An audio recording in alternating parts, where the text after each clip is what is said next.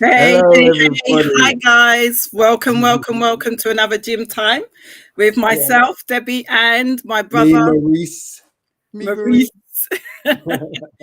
Well, as you guys know, he calls himself Maurice. That's his name, but I call him Paul. Been brought up with his name as Paul, but you guys have to call him Maurice. So, how you Some, doing, bro? some some people on here though will know me as Maurice as well. Absolutely. The odd one and two, but I don't mind who calls me as long as you don't call me dog. I'm all right with that. Yeah? I'm all right with that. But Oh, you're good. You're I've good. had a crazy journey, crazy day. Would you believe, everybody? I've been up since 5:30 this morning. Traveled down to London. Unfortunately, we lost a family member, so we're going to that tomorrow. But it was mad from 7:30 to 1:30 before I got to London. That's how much traffic. I got to London at 11 o'clock. I know that's nuts. That's It's crazy. crazy. But So, I'm hi here. everyone in the chat. I can see there's a few of you in the chat. Let us know where you are chiming in from. And for those of you on Instagram, hi, welcome to Gym Time. I'm still trying to work out the technicalities around Instagram because every time I go on, it just seems to mess up. I don't know. I can't see the chat. And the Facebook one tells me to start a live, but it goes live on my phone, so I'd have to turn my phone around. Right. But I got my notes on there. Yeah.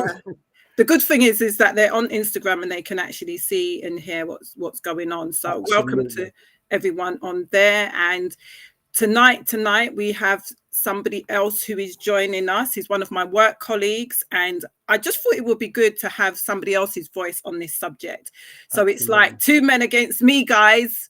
So yeah, I don't mind because I really want a different perspective. And me and my brother's been brought up in the same household. We have very similar values, and so it's good to bring on another voice just to hear what somebody else is saying about their experience, their emotions, or emotions of their friends or family around them. It's just good to have other people's perspective. And as we've said before, you guys are welcome to joining us on the platform. We would just send you a link and you can jump on and like right now. Yeah, like right now. We can even today. It's not an issue.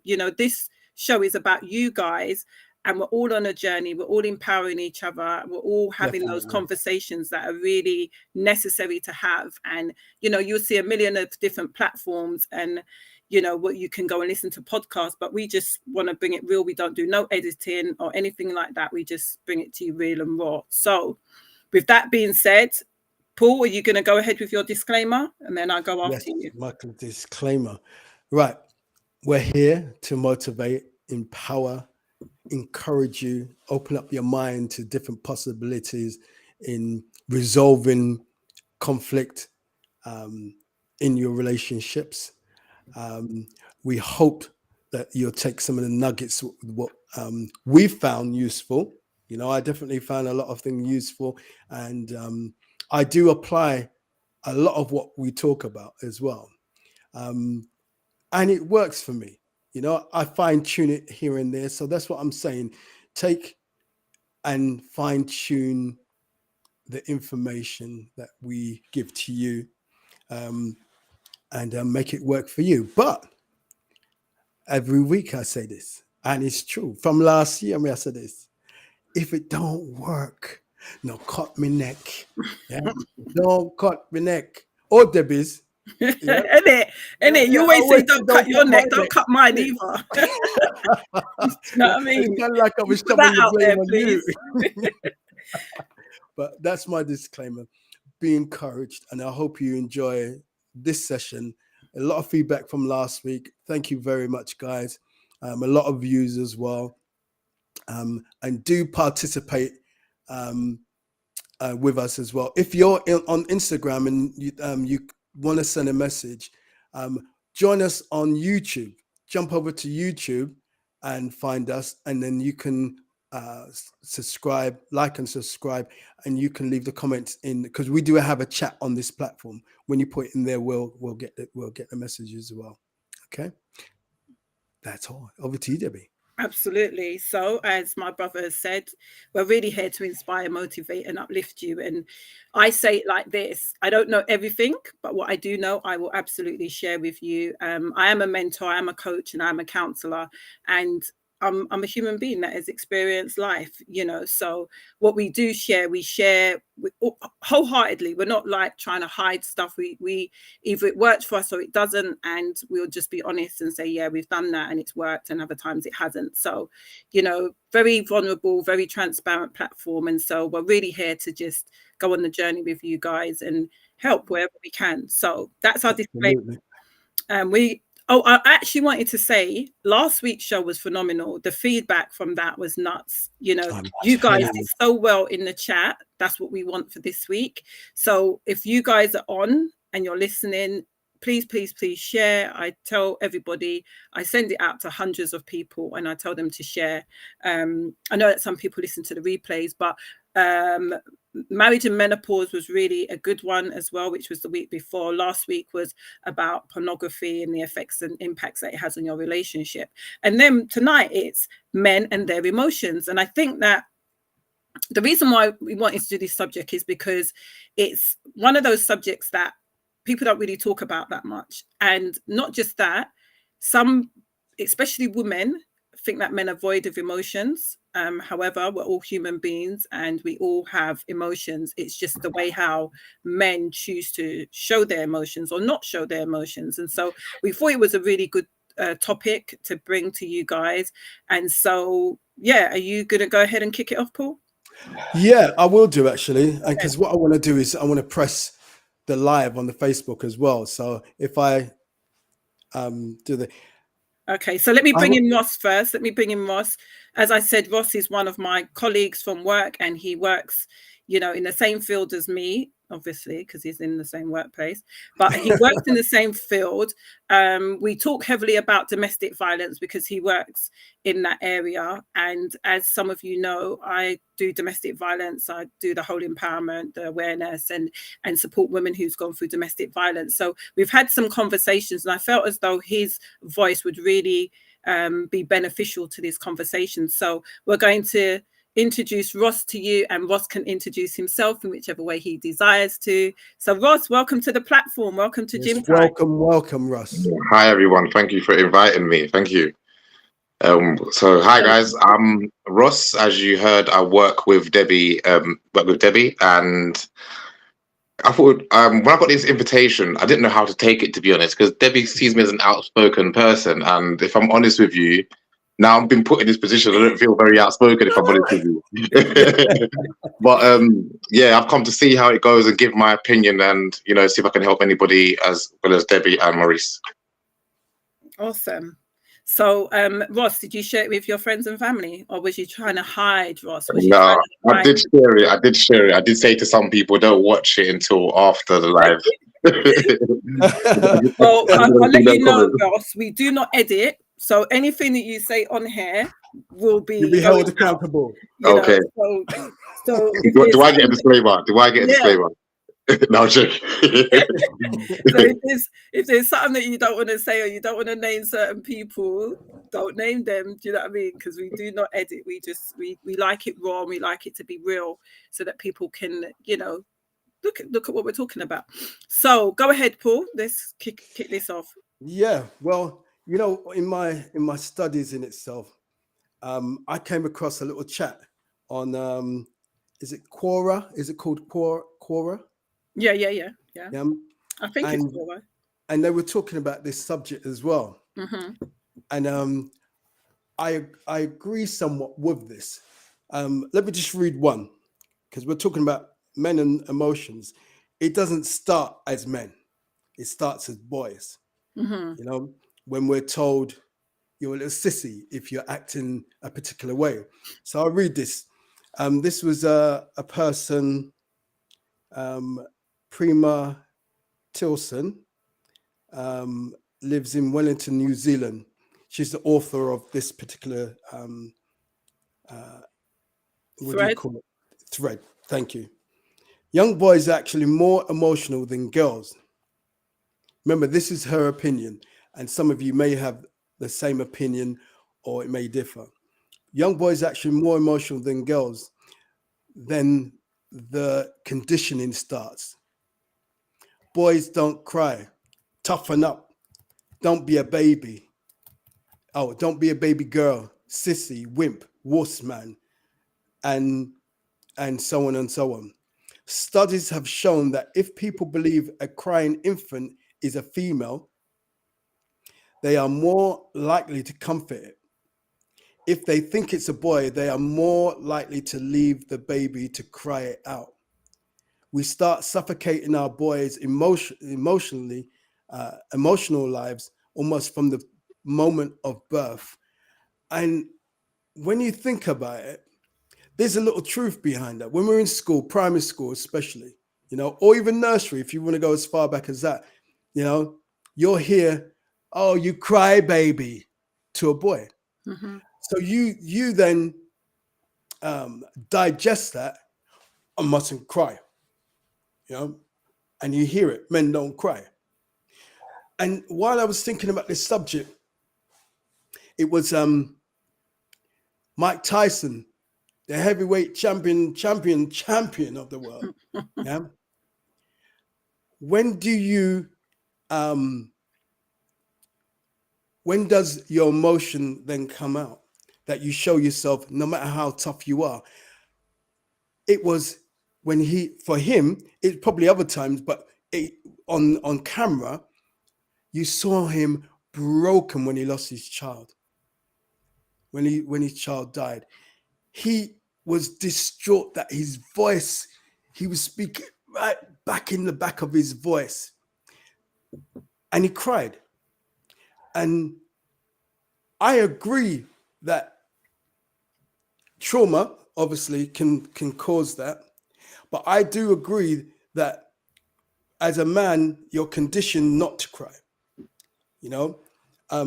Me personally, growing up, I cried like a baby. Yeah. Notice I didn't say like a girl. Yeah, like a baby, because babies cry, don't they? Absolutely. The thing is that I was emotional. I was in tune with my circumstance. See, that's the difference. When you're in tune with your circumstance. When I went through my first divorce, when it had broke up, I think I was 24, 25, something like that. And I could have been older. I cried for 1 week knowing that this relationship was broken up, this marriage, but moreover, that I wasn't going to be in the same house as my child.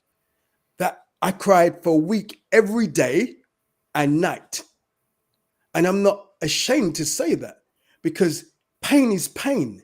That's emotional right. Pain. What do I do? You know what? And some people may do that. Like, I saw life go. It isn't how life goes. It's the circumstances that life has brought.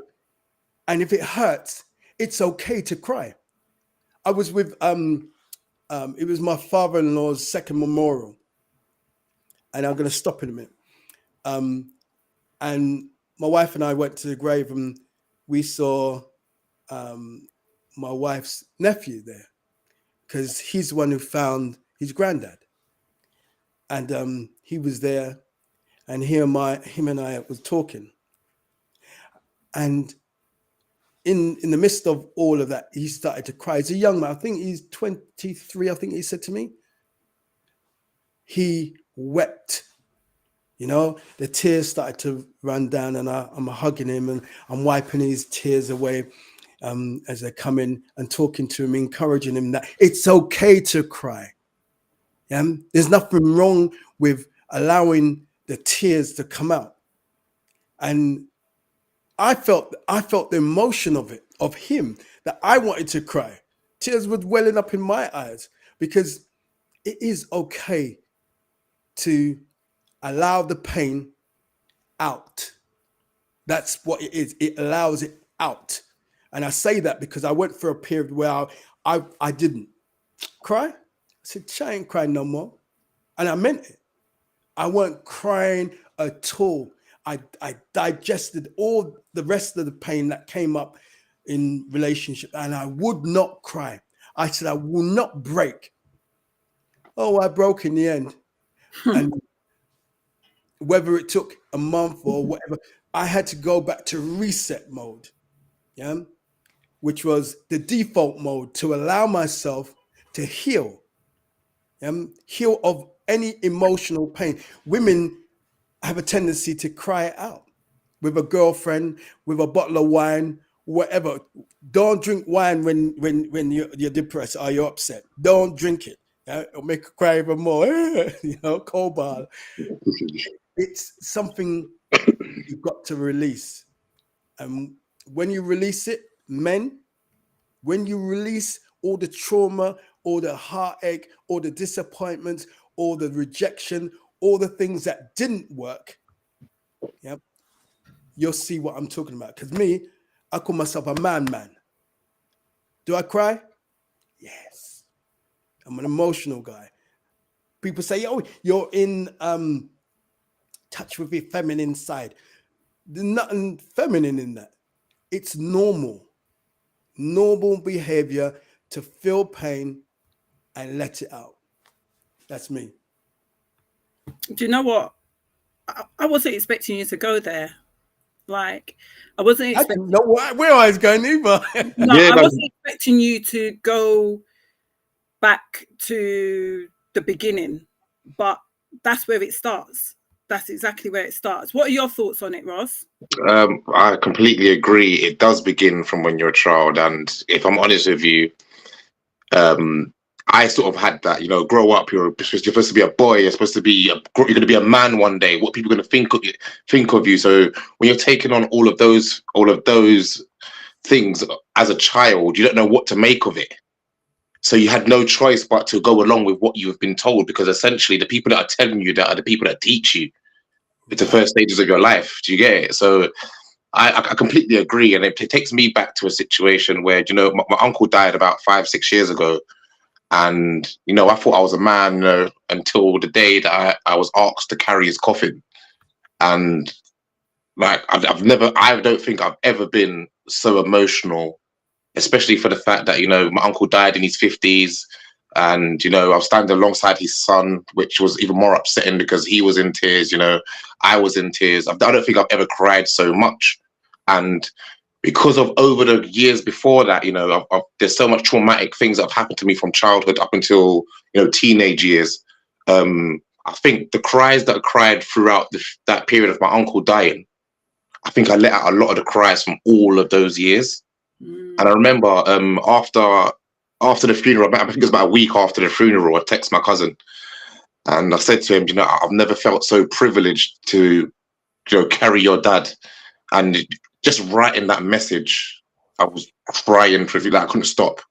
My eyes were running. I tried to stop. I was by myself at the time and I still tried to fix up and say, no, you're a man kind of thing. Do you see what I'm trying to say? So I'm carrying that with me still, essentially, up until this day. And I think having that cry made me want to speak to people more. That's what I would say. So it's kind of opened up my third eye in the sense that I can see things that I couldn't see before now that I've been able to let all that pressure out. Yeah. So something that I can relate to is what you just touched on. So sometimes what happens in a space where there's trauma and there's bereavement and there's been loss, it opens you up to grieve. And that grieving can be childhood grieving, it can be teenage grieving, it can be whatever grieving it is, but it opens you up. It makes you be in that vulnerable space.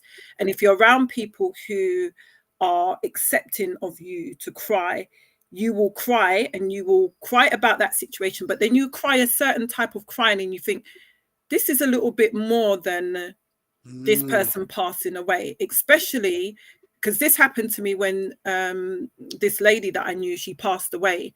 And I was thinking to myself, Debbie, why are you crying so much? Like, I was at home and I was just crying. I was thinking, why am I crying so much? This is deep. And then I realized it wasn't just about that. It wasn't just about losing that person. There was other things that I hadn't cried about, and it came forward, and it was just like it opened up almost like a can of worms, as they say. But I really wanted to say thanks to both of you for expressing about the necessity to cry and the ability to cry in situations where it's normal to cry. How about in situations where people not expecting you to cry? So if, like, for instance, you break up with someone, you take the initiative to break up with that person because the relationship was quite challenging, and you find yourself in that emotional space where you feel like you want to cry, but you're like, child, I'm not even going to cry about this because, boy, the relationship weren't going well, or, you know, she weren't all that anyway, or, you know, because sometimes the reason why men, from my perspective, don't cry is because they tell themselves something that often is a lie so that they don't have to cry. So if they're in a relationship with someone and it's not going well, sometimes what I find is that men self-sabotage, just like women, but we're talking about men today. Self-sabotage. There's an insecurity there, there's a fear there that the relationship might break down, she might not want me, and so forth. So they take the initiative to break off. Don't really want to, but they do that. And then they say, I'm not going to cry about it. Even when they feel that emotion, they're not going to cry about it because it's like, you know, I've made that decision and I'm sticking by it. What do you do in situations where, I'm going to throw this out to you, Ross, where you purposely do not cry and you tell yourself reasons why you shouldn't? I'm going to use the example you kind of just use in relationship terms. You know, you've broken up with somebody.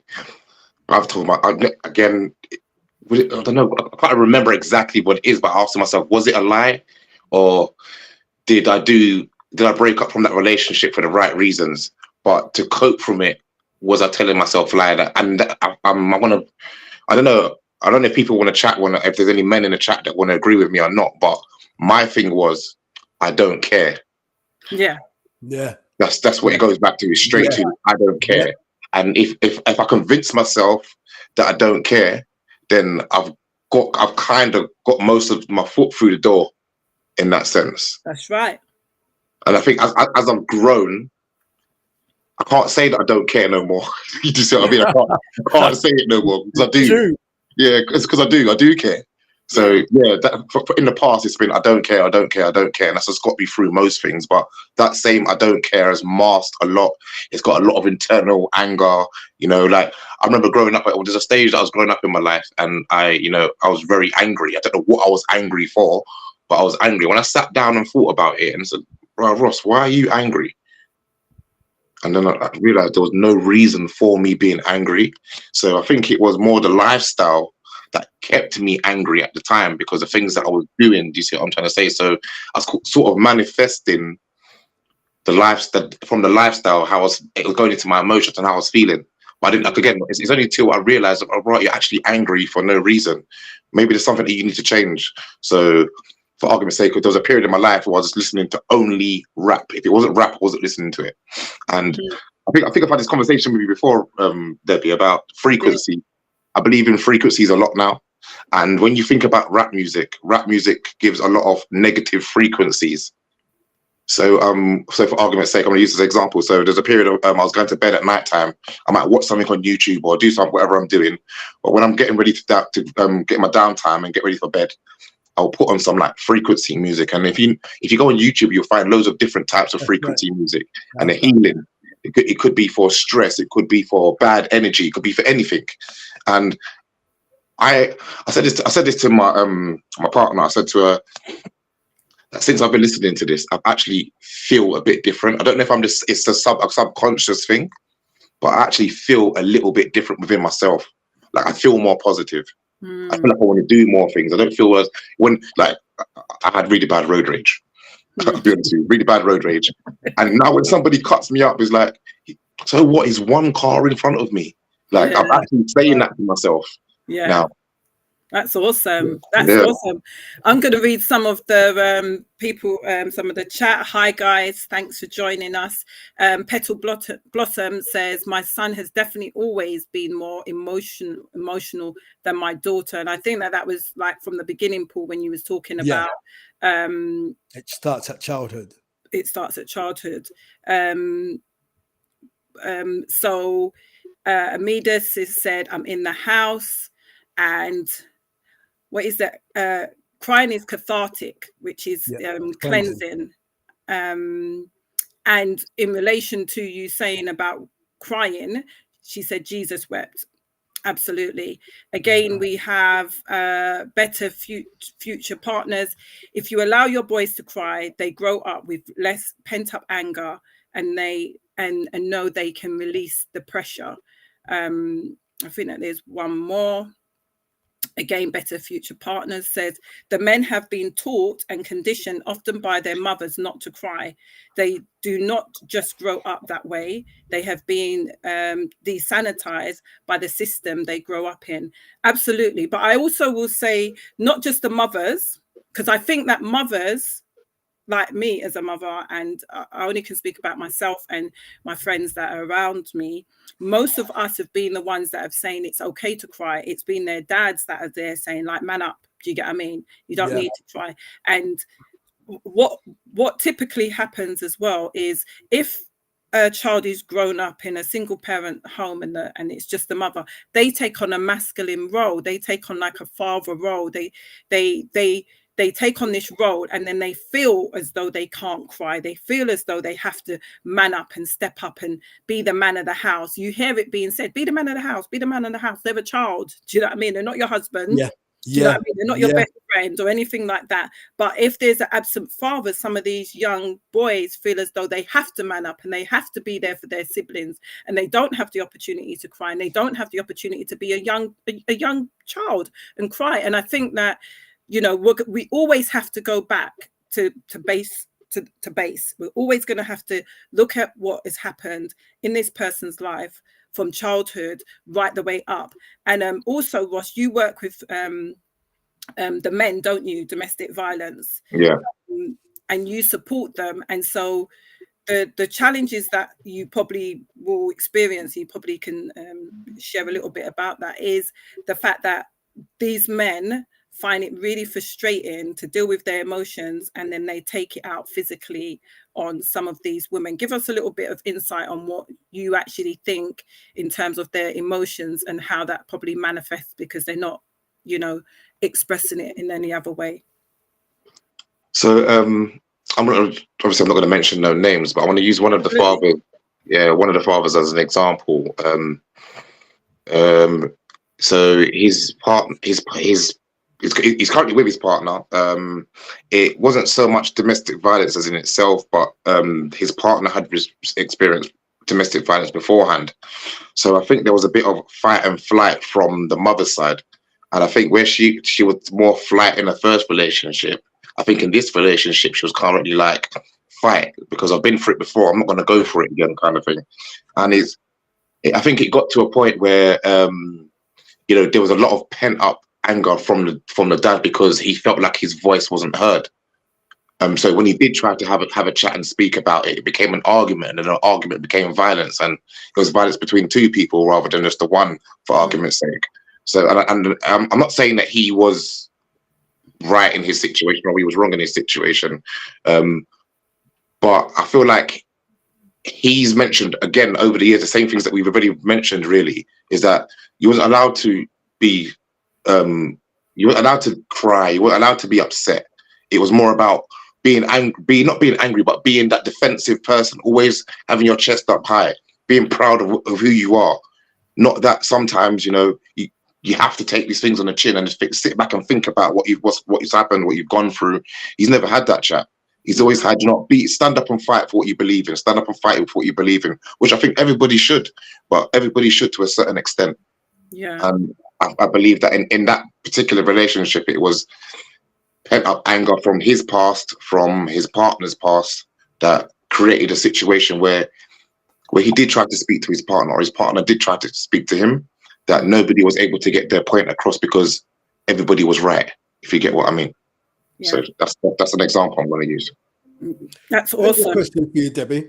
Yeah. I was reading something here and I was listening to all this. Sometimes you get some women that say that certain men are too emotional or they're too soft, and they reject that man because they are too emotional. What's your thought on that? About men who express themselves gentle, balance, because I think that there's a balance, but I'll talk about that in a minute.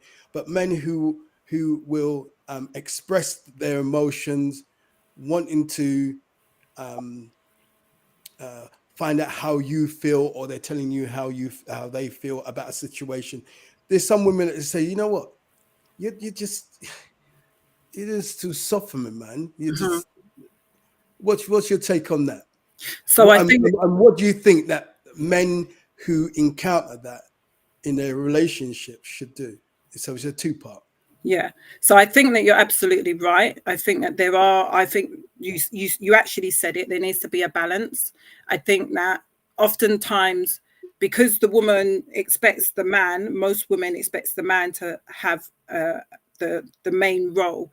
They expect them to be a protector. They expect them to be somebody who is strong, who's able to look after, who's able to defend. And when a man speaks like what a woman would consider like a female, they kind of feel like this man is a little bit soft.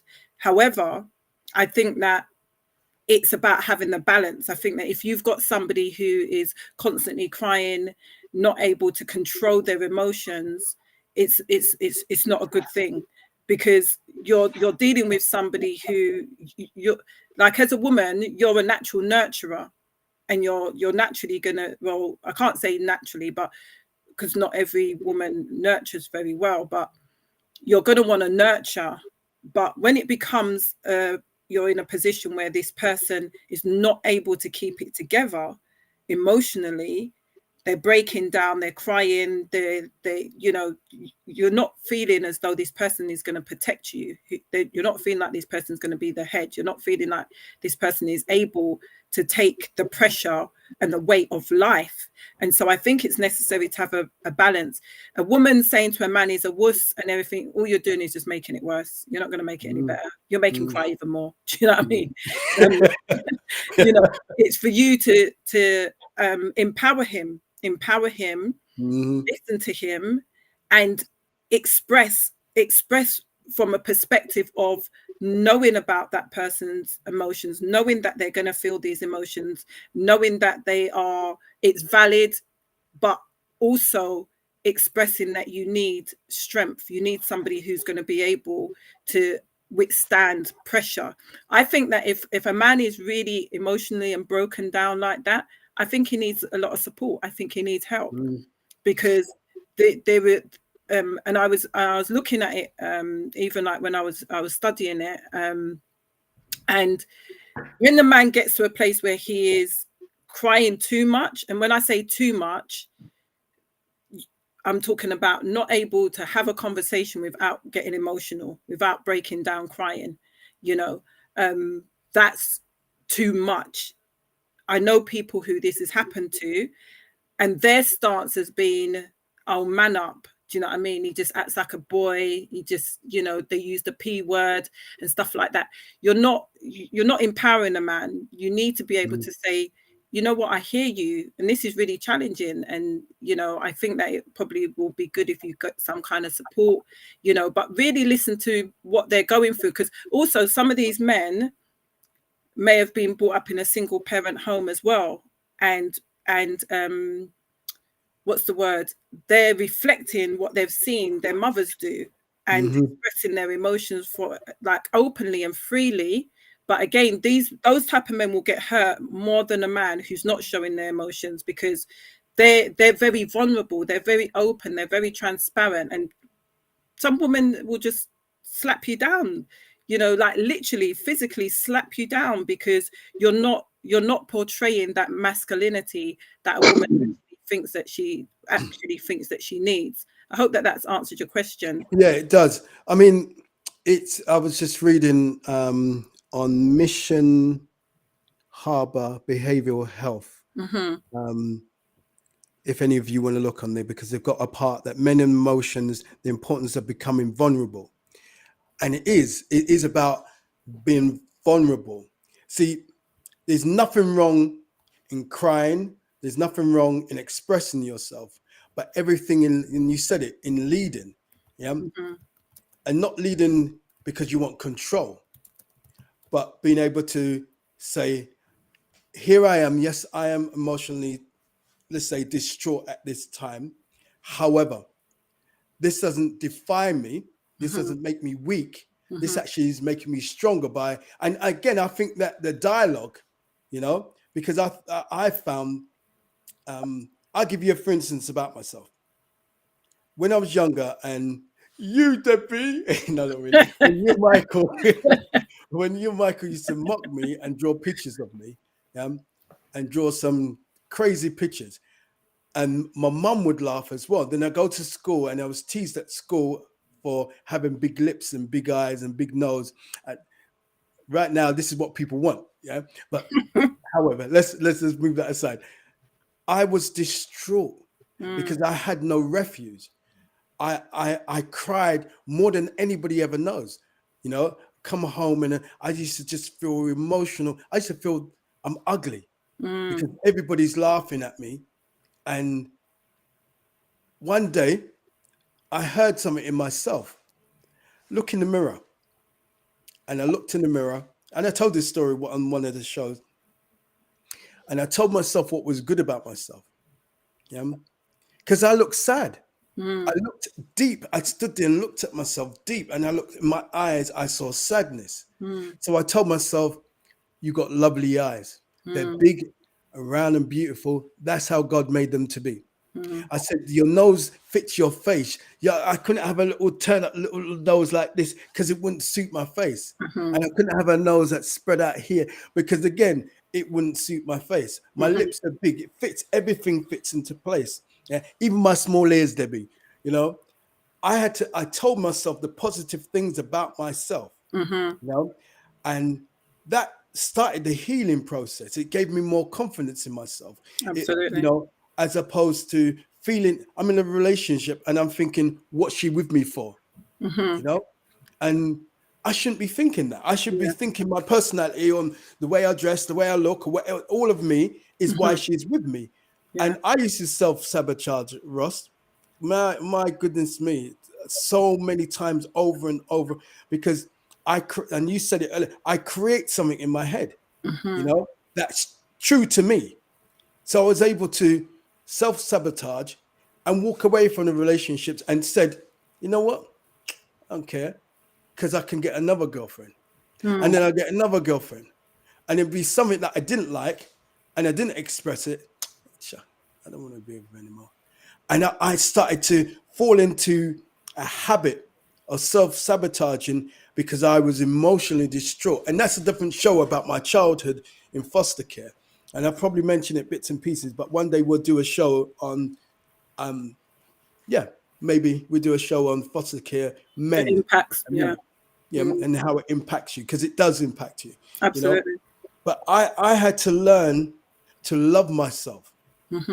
I had to not care about what others thought of me over what I thought of myself. You know, and that was the process that I went through. Now I'm confident about me. I see me now. You know, I see my personality. I see a lot about me but I haven't lost the emotion. I haven't lost expressing my heart. Because if I'm showing you my heart and you can't deal with me showing it, then you don't deserve it. I should be able to show you my vulnerability, the weakness of me, and you love me for that. Knowing full well that when you love me, because men want to be supported in when they're right and when they're wrong. We like to be right. We like to fix things. We like to, and if we're distraught, sometimes we can't fix ourselves, and we need a supportive woman to help us to fix, and we are going to have to show them their emotion. And if she's not fixing, if she's not encouraging you and empowering you and saying, you know what, I love you regardless of that, and you will get through this, you'll get through the trauma of your childhood, as opposed to, so that's why you're the way you are. No. Or, no, sir, me's not your mother. That's the one that you hear. I'm not your mum. I'm not here to fix your emotions. But no, you're his partner. God said he made women to be a helpmate. That means there's things in you as a woman that can help fix us men when we're going through, because you're a helpmate. You'll help us to see clearly. You'll help us to say, you know what? Yeah, not man up, but you know what? You feel low right now, but I know that in you is that strength of a man, that male strength to lead, and I'll allow you to lead, and I'll allow you to be vulnerable at the same time. I'll love you regardless. I'm not talking about like you. I just don't know what to do. Well, he's discouraged. Yeah. If you had a child and the child is doing that, you'd want to encourage him. If you had a friend and he was a male friend and it's like that, you would encourage him. Now you have a man that's like that, then why don't you encourage him? That's my thoughts anyway. Yeah. So do you know what this makes me think about? I want to say, I don't want to admit it, yeah, but I want to say that I wouldn't say I matured properly until my late 20s. So I think it's between my late 20s, I'm 37 now, by the way, but between my late 20s and where I am now, I think I've learned more about myself in that period of time than I did in the first 20 odd years of my life. And that's because, again, I didn't open myself emotionally. And I think where I'm a bit more open emotionally, I've learned so much about myself. So I don't know, maybe that could be a tip for men that watch the show, for argument's sake. Like, allow yourself to be emotionally vulnerable to somebody and to see how it makes you feel, for argument's sake. Because again, I've done it. But what I do know is that as men, we see things like this as a sign of weakness. And no man wants to really appear weak in this world, but we've got to come to terms with everyone's got this weakness. Everyone's got a weakness, whether we like it or not. Whether you tell somebody about your weakness or not, you've still got that weakness either way. Either way, you've still got it. So that for me, it's about being able to speak to somebody and allowing yourself to be vulnerable to that person and be trusting. But you also have to be trusting within the person that you're being that vulnerable with. That's right. Because again, the sabotage can come with that, and it's not going to help you emotionally. So you've got to think about that's also, so that brings me to the cohort of people that you've got around you. So growing up, the cohort of people that I had around me, there was no emotional stuff whatsoever. If anybody was emotional, somebody's like, we got you. Like, take a picture quickly. Like, it's kind of like that, we got you. But again, as I've moved on from that kind of lifestyle, the people that I used to hang around with from before, you get away from that. And then, so for argument's sake, I want to use this as an example. So I started working really late in my life. And, I've gone to work and, used to hear people talk about situations and, I would have done this. And, why don't you run? And da-da-da-da. And I think to myself, hold on a minute. That guy, this happened in front of you. And you didn't do nothing about it. It makes me realize that so many people come from so many different backgrounds that you can't expect everybody to act like you. That's right. Yes. And I didn't learn that until I started working, because people come from all walks of different backgrounds. Whereas when I was hanging around with the people I was hanging around, we were all similar. So now you've got things from different people's perspectives, and you're learning new stuff. So that's something to think about as well, I think. That's awesome. I wanted to say that, I was looking at and thinking about reasons why men might struggle with their emotions. And this is just a few of things that, I thought about. And I think it's good if the men are to think about what are the things that stops them from being vulnerable, but also the reasons why they may struggle with showing their emotions. I think it's important. One of the things that I know that is really challenging, the reason why men sometimes are not in touch with their emotions, especially if they've been in relationship after relationship after relationship and haven't spent no time by themselves, they find it very difficult to be in touch with their emotions because they're going from one person to the next and they're not having time with themselves to process thoughts and feelings that will naturally come up from when you're being in a relationship. You just roll over to the next person and the next person and the next person. And women tend to have, not all women, but they tend to have time by themselves. And also what you said earlier on, Paul, is that they're talking through the process. They're talking through their emotions with their friends, whereas men, they're not talking. They will go out with their mates and it's like, let's go to a rave. Let's go and do football. Let's do this. Let's go and do that. They're not sitting down and talking like man to man and saying, boy, yeah, this upset me, this hurt me, my girl did this or my wife did that, and and getting that feedback. It will be more.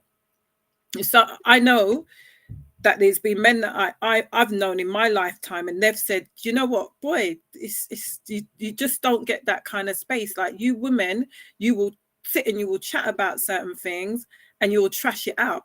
But the moment you go and you say something to your brethren, everyone starts busting up laughing. Do you get what I mean? They start laughing and saying, gee, really? Like, what, you got the girl doing you like that? What? You're mad. No, you ain't gonna do me that. Do you know what I mean? And it's maturity that makes you, because me and my male friends, yeah, I have a good friend. He's my best friend for 40 years, 40 years plus now.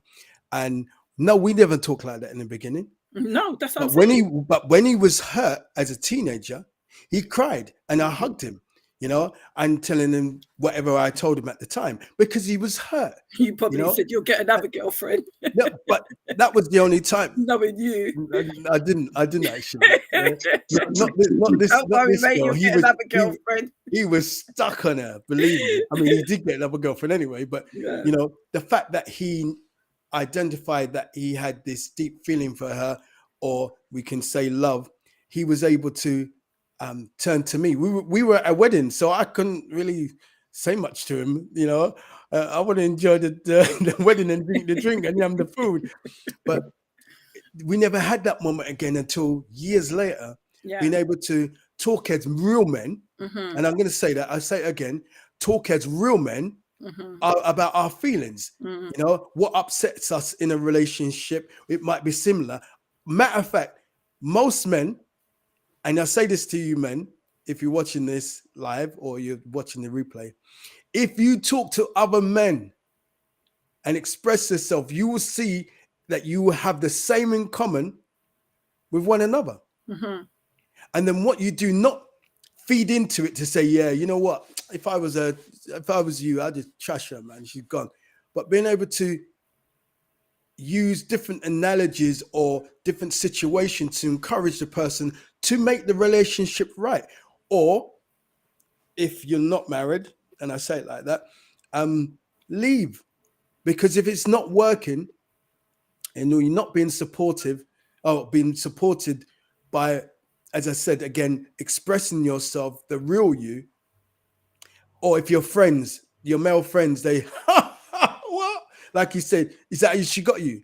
Man, washing up and doing all the housework, and I don't do none of that. Listen. This time they're in there with the Hoover. Yeah. Do you know what I mean? I don't do any of that. Making the bed. The apron on and the hoovering up. Do you know what I mean? With the feather duster, feather. That's why they want to try and... They got the apron on. The apron on, the fully apron. They want to mask it. Do you know what I mean? And try and act like, nah, what? No, man. When I go in, I just chew on the sofa and everything. My girl bring me my dinner. This time you're in the kitchen cooking up and everything, because they don't want to act like this is what they do. See, the thing about it is sitting down. Sorry, go on. No, sitting down, and there's nothing wrong with your wife partner serving you. There's nothing wrong with that. Nothing wrong with it. But stop trying to act like you don't do nothing. But how many times do you serve her? It's not a woman's job per se to just women get exhausted. Women go through emotional, as we did the menopause and stuff like that. I just let me just touch a note, all right, and I'm going to stop on this. And I want to read something from Mission Harbour. I was up at 5:30 this morning. Normally, I don't get up in the morning to because I'm in pain in the mornings. The different things that's happening to my body, but I got up this morning because I knew I was coming to London, regardless of how I felt. And while my wife was I showered and dressed before she did. Then she came out and she's showering. I came upstairs and was just talking. I said, look, after you finish showering one of the children, send them down so I can give them their breakfast. And the next one, and next one. And by the time we finished, or by the time I finished, my wife was able to do what she needed to do to get ready and put her head in the right place, while I took the brunt of doing all the breakfast. We were the time when they finished eating, it was amazing. And now I said to myself, make the sacrifice and help her in the morning, because it will help her mentally. She didn't ask me, but I thought this support, regardless of how I feel, because it's not about what I feel, it's about supporting my wife. That's right. Let me read this. Let me read the chat, and then I'm going to read. Ross is frozen. Yeah, he might have got a call that's come through. So, okay. In reference to Paul, God made male and female to fit together cohesively, not just for sex. The next one is sorry, someone else just put something in the chat. The male executive function, decision making of the brain is not fully mature until approximately 22 to 25. Yeah, I thought that was like up to 25 years of age. Ross is dropped off. Travel Buffet said, laughing at Debbie, stop trying to act like you don't do nothing, which is absolutely true. They're, acting like they don't do nothing. Better Future Partner says, there's a massive assumption in society that we women have it all right. We learn earlier on in life to express ourselves, acknowledge that men are often catching up. Men and women mature differently. Absolutely. Yes, absolutely. Absolutely. And I think that it's necessary to highlight that. They do say that men, even as boys, they say that boys mature slower than girls. However, something that, as a believer, God has actually, this is something that I've spoken to God about. I've got 4 sons, and I really wanted to make sure that they are emotionally aware and that they're not ignorant to their emotions, that they don't try and do this whole masculine ego thing. I've tried my best so that they're not going to be that way inclined. And I think that oftentimes, if you have conversations with men, you can really identify earlier on that they're not very empathetic. I'm not saying this across the board. I'm saying if you meet somebody, you can tell by having conversations with them that they're not empathic. Sorry, not empathetic. Empathic. They're not emotionally aware. And I think that instead of saying, oh, this isn't the person for me, or that person is just, too macho, too full of pride, it's having conversations with them, having open conversations with them that will make them be more aware of their emotions, more aware of how they're feeling, because sometimes people don't know how they're feeling. They didn't grow up expressing their feelings, or their voices wasn't heard, and so it's important to give them that space. And it leads me on to some of the things that I was actually saying. So the reasons why sometimes men struggle to show their emotion is social expectations. So I didn't really want to go into reading all of it, but it's just socially there's an expectation which we've been talking about. the upbringing, we've spoken about that. Fear of judgment, this is a huge one. Like, if men express themselves in the way that they want to express themselves, they're fearful that they're going to be judged in a certain way. And, you know, we've touched on it, but I think that it's important for us to identify that that fear there does exist. Some men use it as a coping mechanism. So let me just say this: for some men, expressing emotions may be a learned coping mechanism to deal with stress, trauma, or difficult life experience. They may believe that keeping emotions bottled up is the best way to maintain control and avoid feeling overwhelmed, which is true. Like, you don't need to be spreading all your emotions everywhere. You do need to be able to feel the emotions, though, and work through the emotions. Avoiding the emotions, one, they say it can make you sick, but also depression and suicide is huge amongst men, more so than women, because they don't express how they're thinking and feeling. And then I'm going to say the last one for now, and then there's some more that I'm going to share in a little while, and we're like at time. But I think that there's some stuff that you want to say, and I'm going to see if Rossi's going to come back on, and then we'll finish out.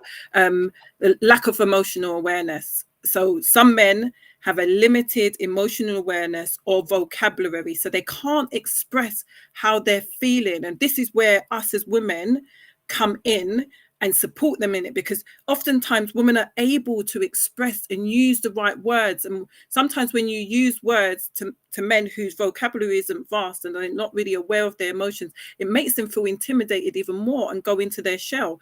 So meet them where they're at, meet them with their language, help them to express it the way that they do. Use analogies. I typically use analogies. Making let me read that again. So some men have a limited emotional awareness or vocabulary, making it challenging for them to identify and express their emotions accurately. This can result in emotional repression or difficulty communicating their feelings with others. And so it's important, it really is important for us to support them in expressing how they feel, and to put words, help them to help to give words to how they're actually feeling. So sometimes even with like my counseling sessions with some of the women, they may say something and I give them an analogy, or I say back to them what they're saying to me, and then I explain to them what that looks like, you know, in real time, because not everybody is able to do that, not able to really break down how they're feeling. So if somebody says that I felt angry, you know, what I do is go in and break down, what does that anger look like? And sometimes it's not that it's anger, but it's coming out as anger. But what it might be is that they're feeling insecure, they're feeling overlooked, they're feeling rejected, they're feeling abandoned. But what is manifesting is anger. And so it's breaking it down so that that person can understand what they're feeling. And this is where emotional awareness comes in, what they're feeling, and then they're able to deal with it. Because oftentimes, if it manifests as anger, what do people do? Tell them to calm down, tell them to be quiet, tell them to do that. And that's not what the problem is. It's just manifesting like that. It's getting to the root of what the problem is. And like I said, it could be insecurity, it could be rejection, it could be abandonment, it could be a number of different things. Lots of different things. But it's how it expressed. And oftentimes people are dealing with the symptoms of a problem rather than the actual root of the problem. So over to you. I think you're so right, because from the childhood of being fostered, and the way that she spoke to us, that put something in my head as a teenager and an adult, more my adult life. I didn't like anybody talking to me in a negative way. Don't shout at me. Don't shout at me. Yeah. And I still deal with that.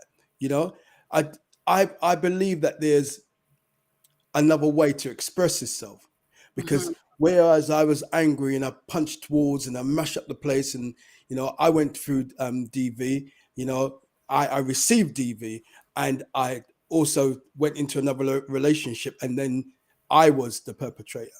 You know, thank God for deliverance. You know, absolutely. Thank God that I was able to look in myself and know that that is not the real me. That's a mask. That's all the pain and the traumas reflecting out on this individual, you know. And once I realized that, I said, you know something, that's not my default mode.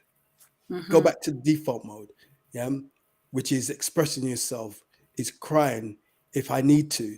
And it's not like, oh, I'm going through this, you know, but being able to connect to something that is troubling my spirit. Let me say it like that.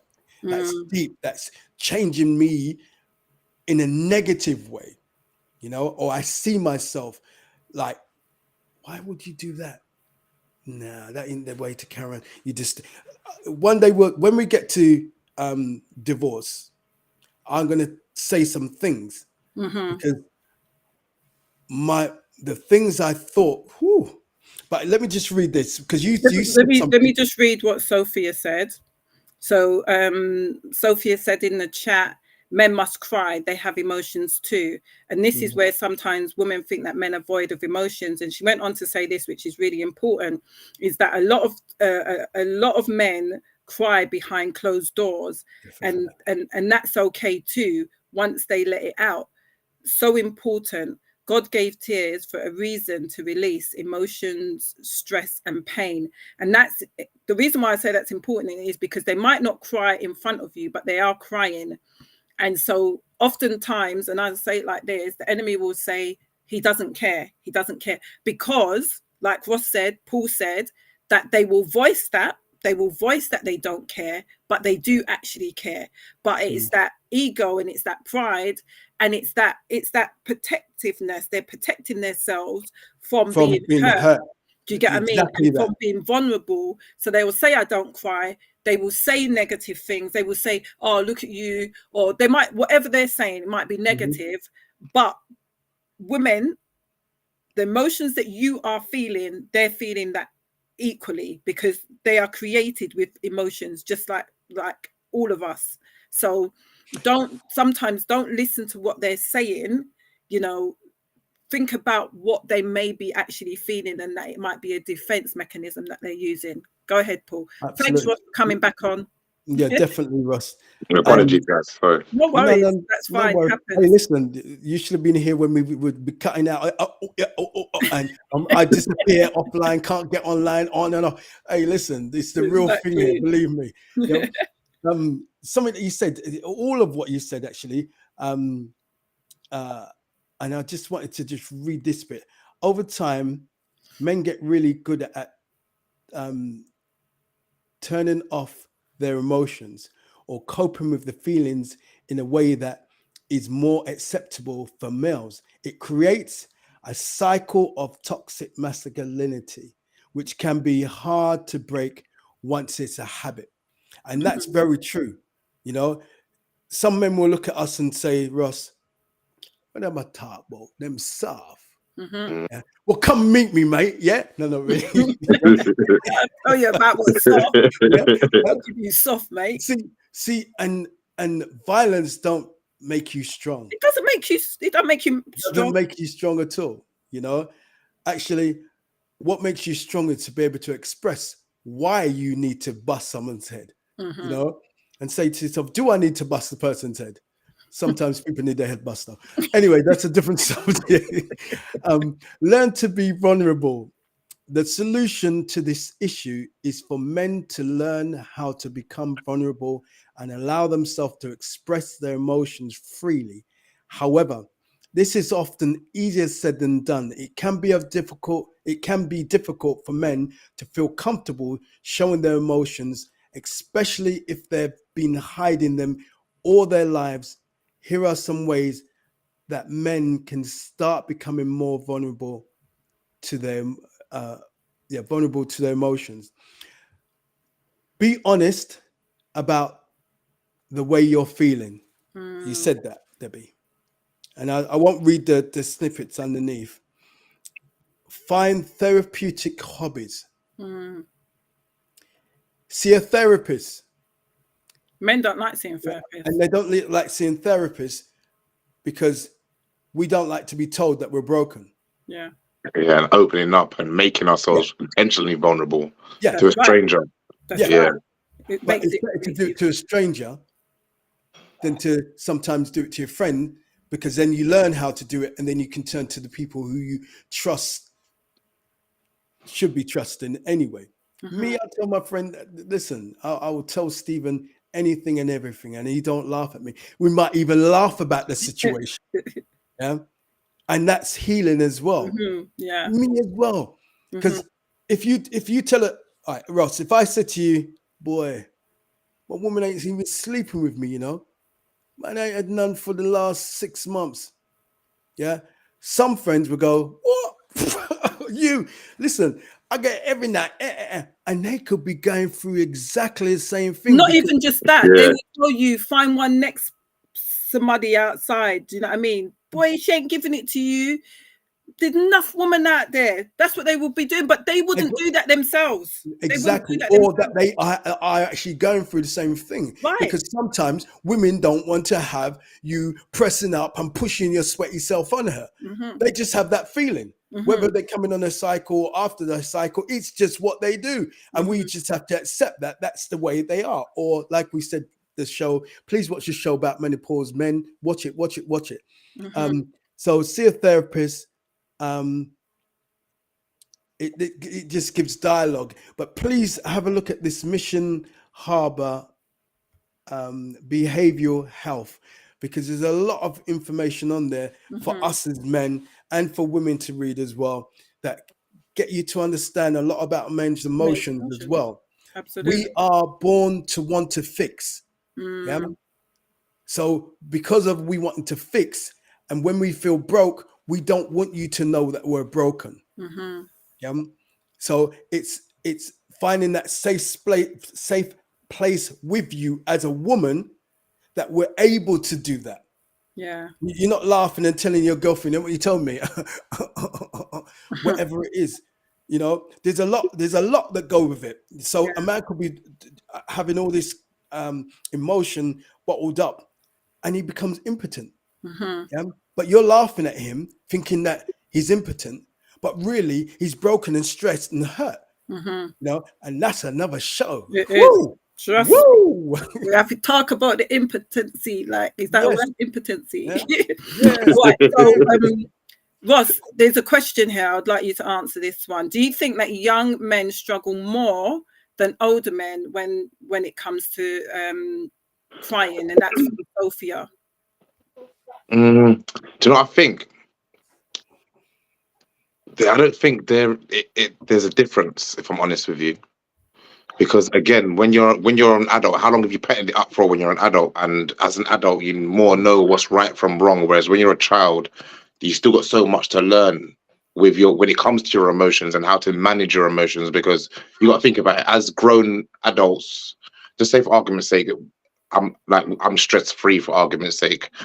I've learned to become stress free rather than dealing with it, if that makes sense. That's right. And I think as a child as well, I think things stick with you more when you're a child. Absolutely. And the impact it had on you at the time, again, because you don't understand your emotion, the impact of what happened to you at the time is more stronger than something that probably would hurt worse as when you're older, if that makes sense. Yeah. So yeah, I think that it all depends on your life experience and how you've dealt with it up until that point, I believe, if I'm honest with you. Okay, so I wanted to touch a little bit on why sometimes men might come across act cold. The reason why I thought that was a good part of talking about emotions is because that coldness is a mask. Yeah. So if you think of it like this, I was sharing it with my brother earlier on. If you think of it like this, you might go out and you might see someone in the summer with a big coat on. Yeah. You're like, ain't that person hot? Absolutely, they're hot. But they will tell you, no, I'm cold. That's why I got it on. Now, what is it that you're masking? Do you have a knife?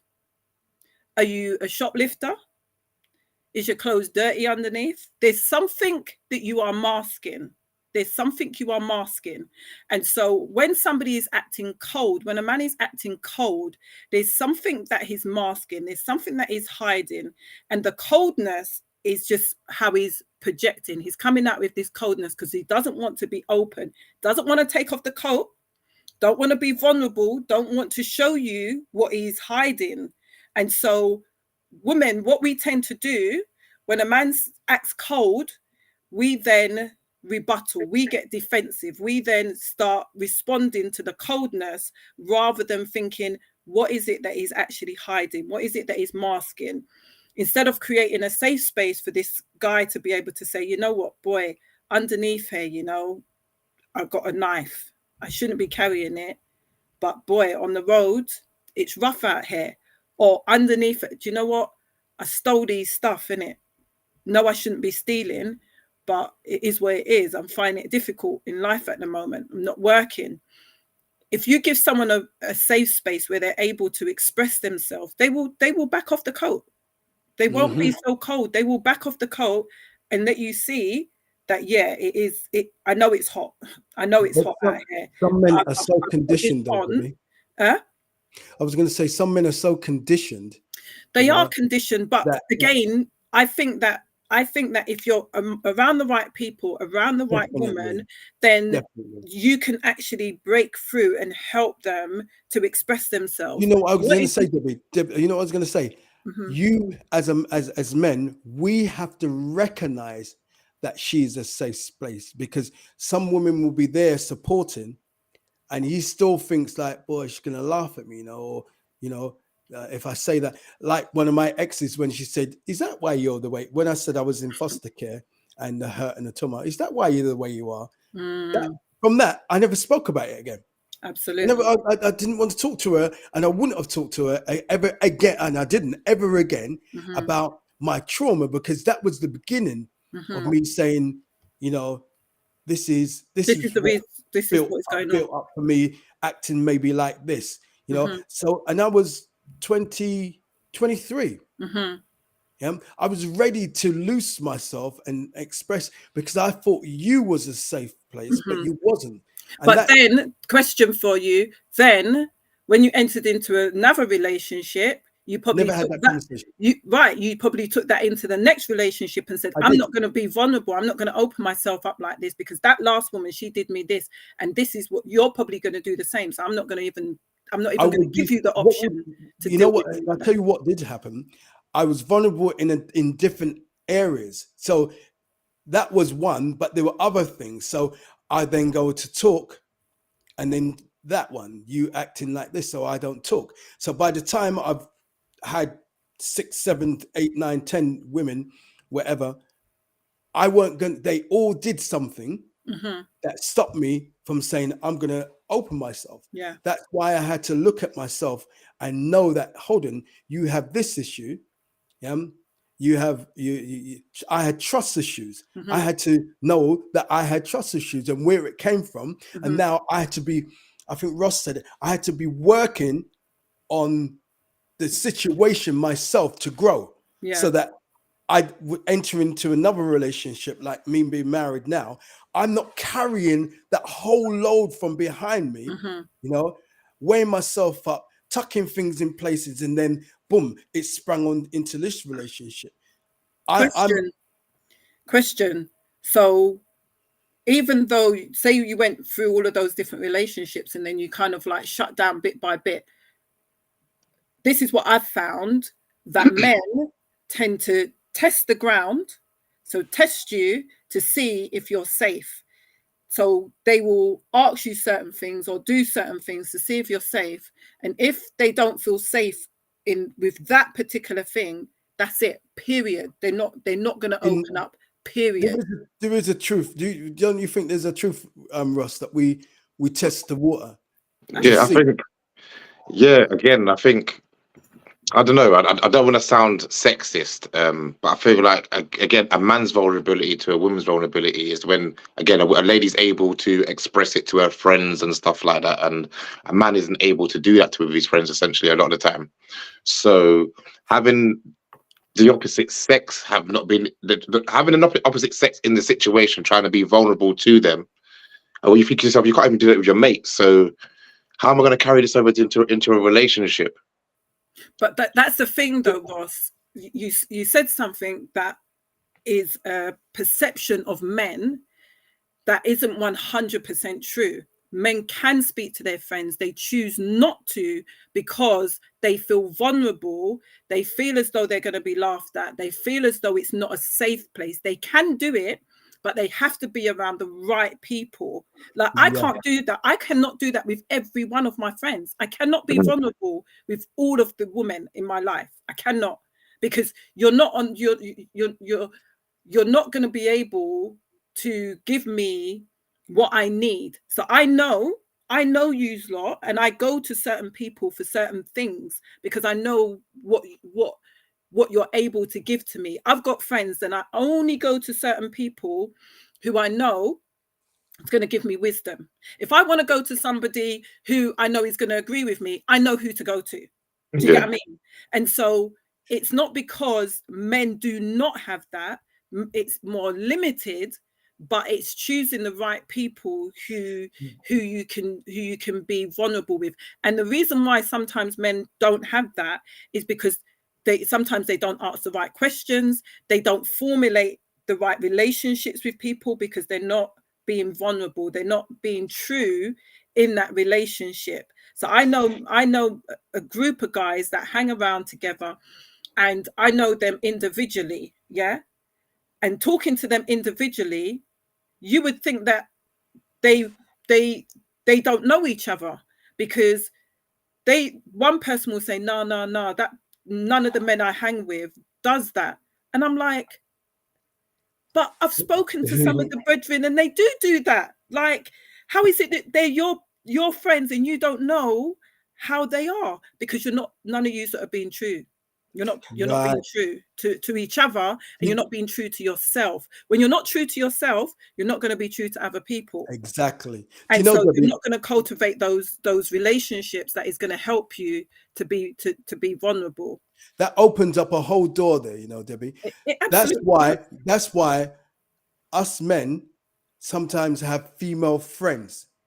And sometimes that's why we have infidelity that take place, because that friend feeds into who you really are, and they know who you are. Yeah. So you feel that they're a safe place, and all of a sudden, for some, there's an attraction to that man and to that woman, and they think, why didn't I date you?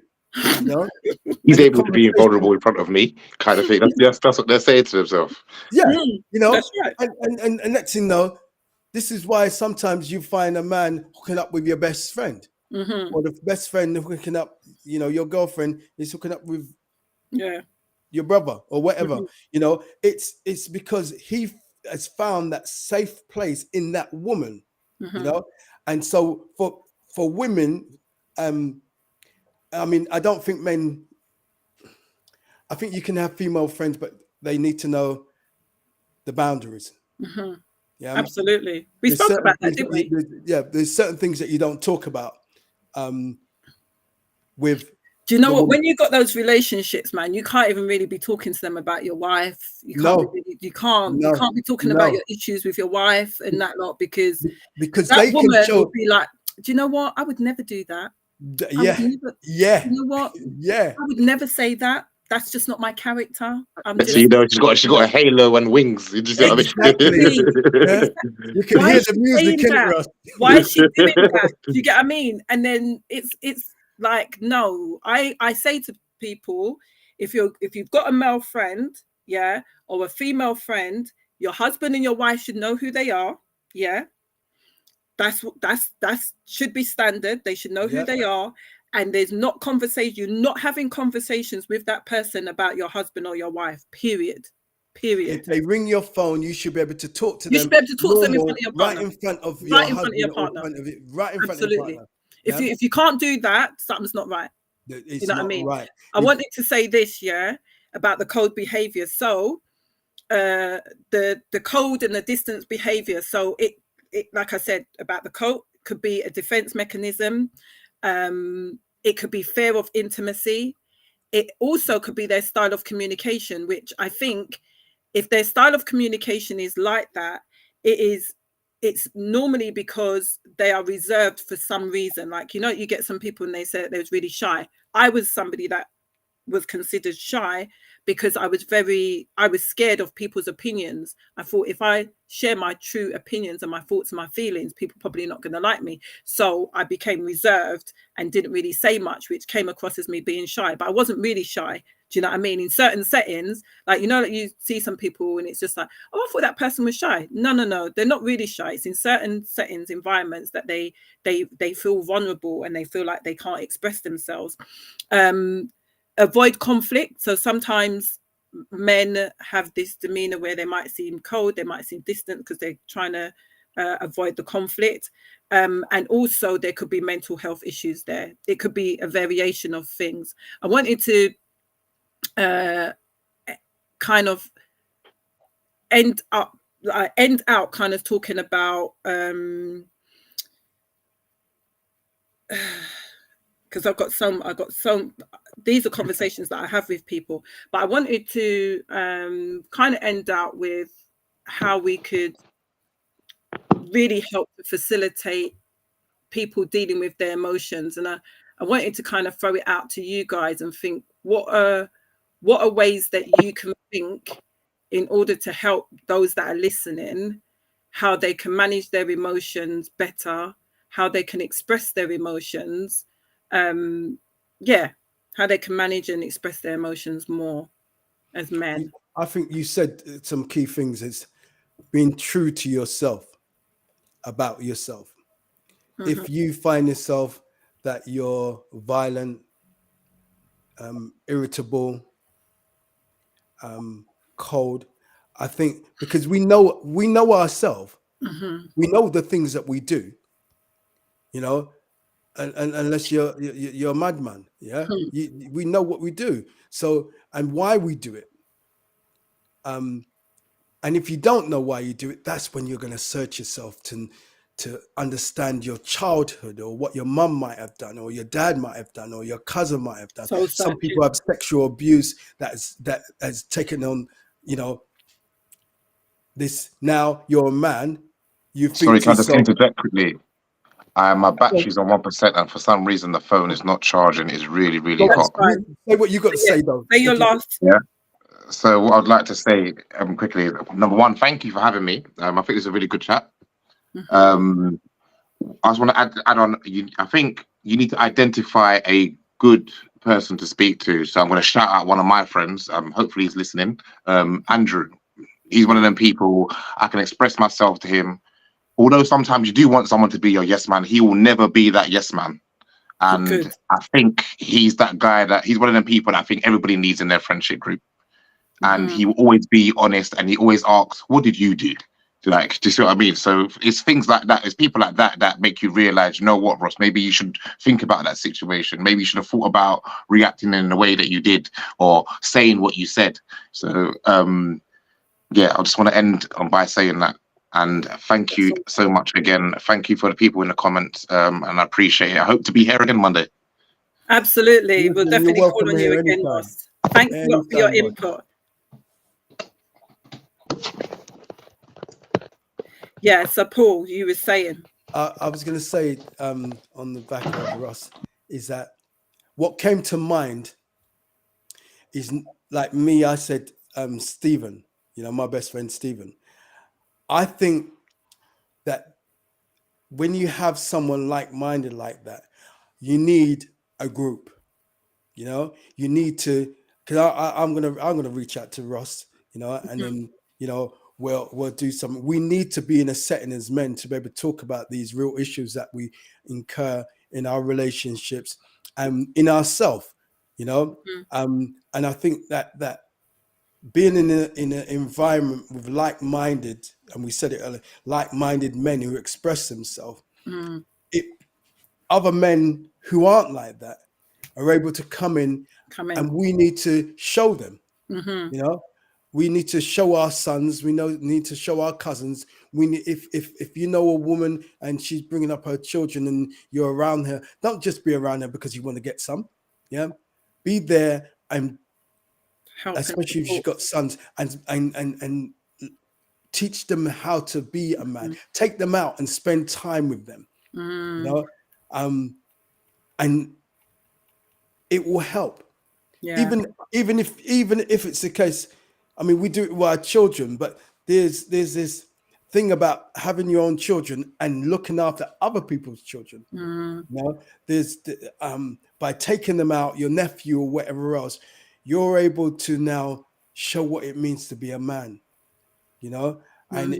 it is sitting down. I talk to Elijah, that's my last son.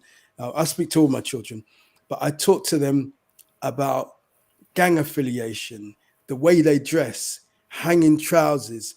You know, I touch on all different subjects. I took on sex.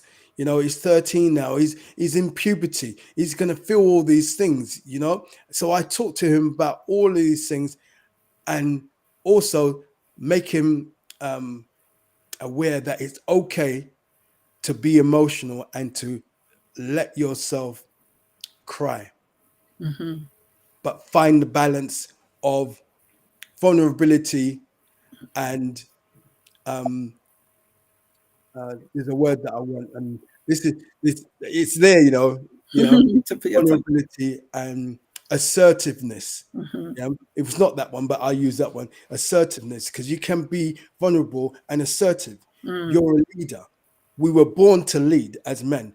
Mm. There's, it's not because we said, it's from the beginning. God created like that we lead, Mm.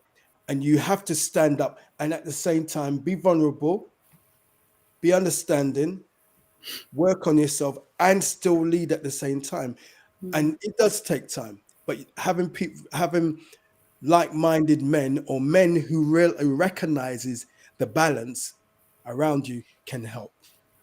So I wanted to read this comment, and then I'm going to share some of the ways that I think that we can help some of the men. So that's so true, Debbie. Certain friends that you have specific conversations with, you can also look at yourself and see the kind of the friend you are, which is absolutely true. So I wanted to just kind of finish out with this. I think that it's important to create a safe environment, which is something that we Definitely. actually spoke about. It's non-judgmental, a space where the man can express himself without ridicule, without criticism, without fear, and to, like I said earlier on, to validate his feelings, his emotions, Definitely. to make him know that he is heard. And you don't have to agree with everything. You just need to make them know that they're heard and not to dismiss it.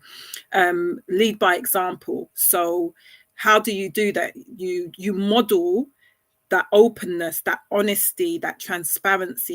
You model that, and this fosters that person to start to do the same over a period of time. It doesn't happen straight away. Sharing your emotions and your feelings openly and demonstrating your vulnerability in a natural way, in a healthy way. Do you get what I mean? Not in a way where you're expressing it and you're being vulnerable and you're putting everything out there, and you know that that person isn't valuing what you're actually putting out there. Be patient and understanding, that's non-negotiable. But this is one of the ones that I found really, really important, and I do this in counseling. I ask a lot of open questions. That way that person is able to express themselves. If you just say, are you doing okay today, they will just say yes or Yes. no. If you say, how was your day today, it's an open question. So then they're able to express how their day was. If you ask a lot of open questions, and if you show that you are interested in, I think when you are asking open questions, it's showing that you're interested in what it is that they've got to say. When you're asking closed questions, you're not really, really giving room for them really to express themselves. And I learned this as a mum, to ask I very rarely asked my children, did you have a good day today?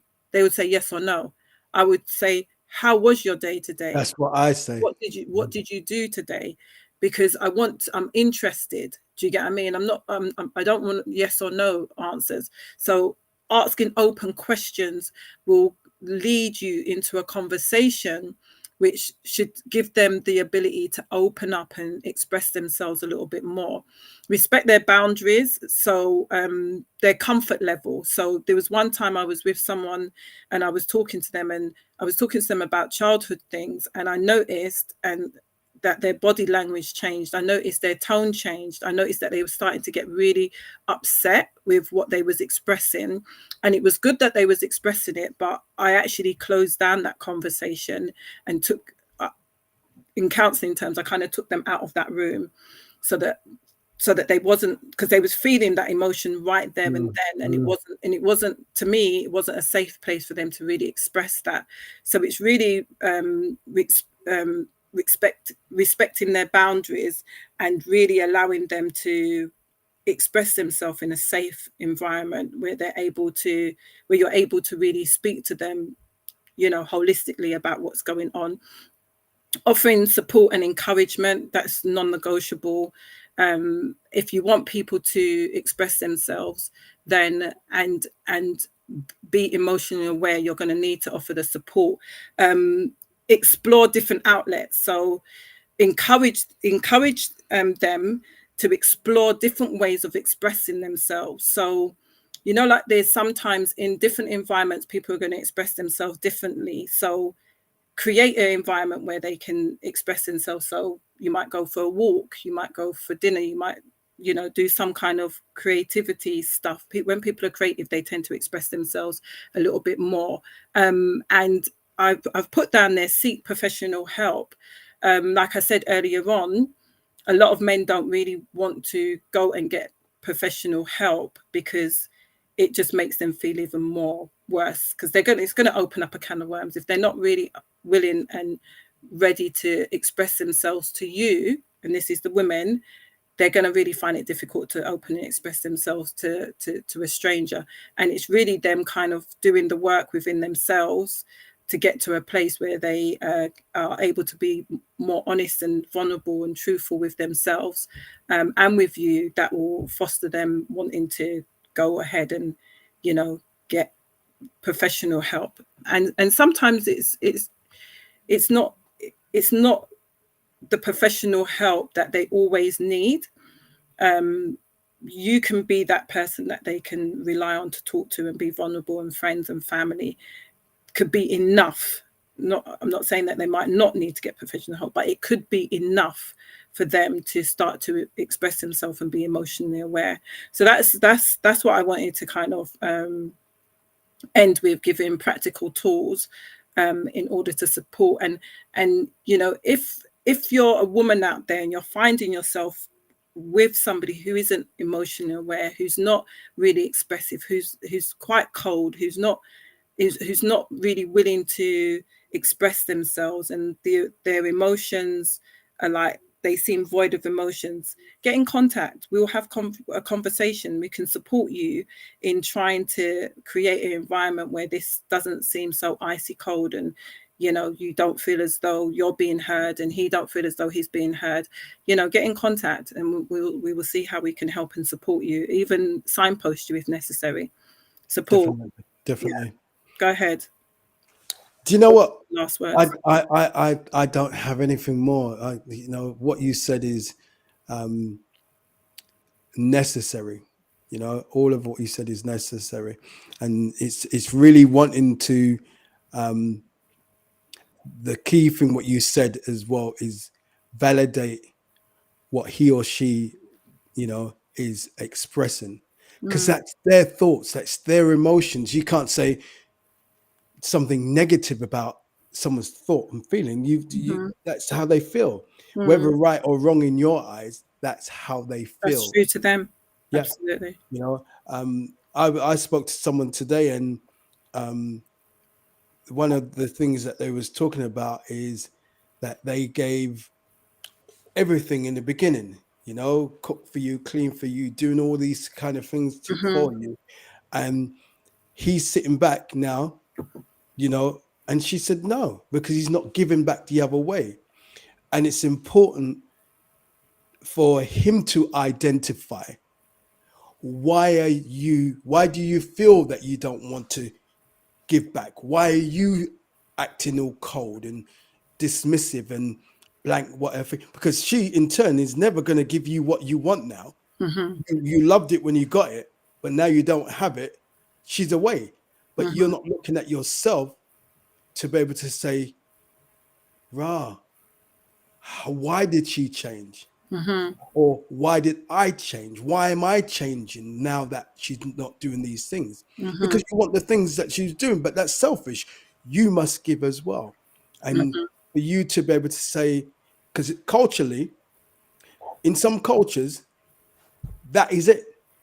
You do as a woman, and that's it. That's it. Yeah.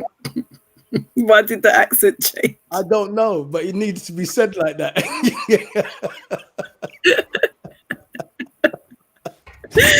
That's what makes me laugh, because sometimes you say it with a certain accent, and it's just like, where'd that come from?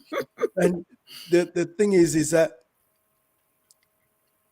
where you got it from, and they say it's culture, is it? Yeah. Well, in our culture, it's like that. Well, in the Holy Scriptures, that tops what your culture is. There's a way that we should be as men, you know, and we do need to lead, and we need to express ourselves, because a woman will give us the respect and the love and everything that you need as a man when you are open. And she sees that, you know what, she should be, because some women, they're going through their own traumas. Yeah. But she should be able to say, you know what, I respect this man, you know. I respect him for expressing himself. I respect him for telling me those little secret things. When you're dating someone, you'll be amazed what you tell them. And then, I mean, not everything, you don't tell them, but you do half open yourself so they can see you to like you, because you want to be liked. So if you close yourself off, how can you expect the person to like you? Well, this is what I say.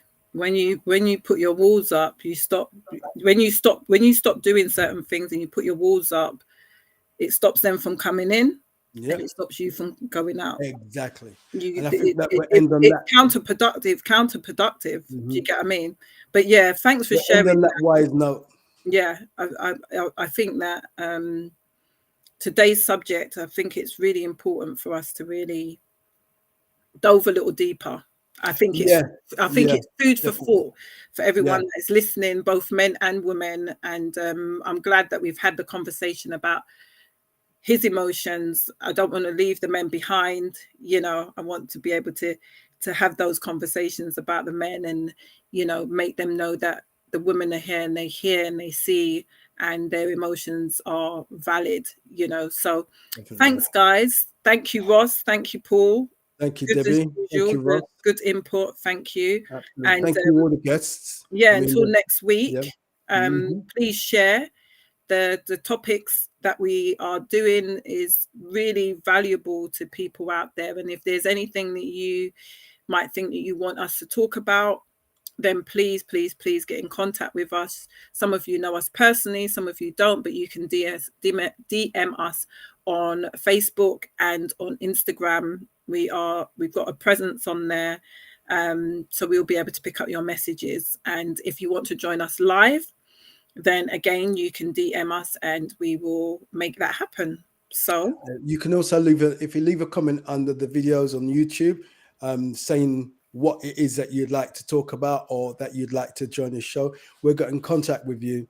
And if you are a professional person in a professional capacity, let's say, then please do come and join us, and maybe bring a subject that you want to, or maybe just be a guest on one of our shows.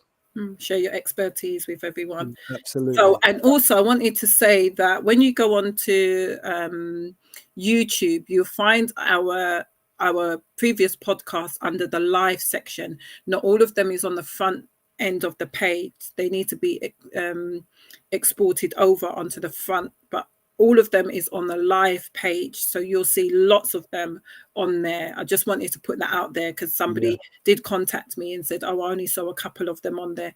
There's lots of them on there. Go back and watch the replays. Share your thoughts and your opinions with us. Please subscribe, hit the notification buttons so you'll be able to know when we are going live. Right, that's it for tonight, guys. Thank you, everybody. We've gone well over the hour, which is quite common for us, isn't it, when it's topics like this? But yeah, you guys have a good rest of the week until next time. We will catch you soon. Bye, everybody. Bye.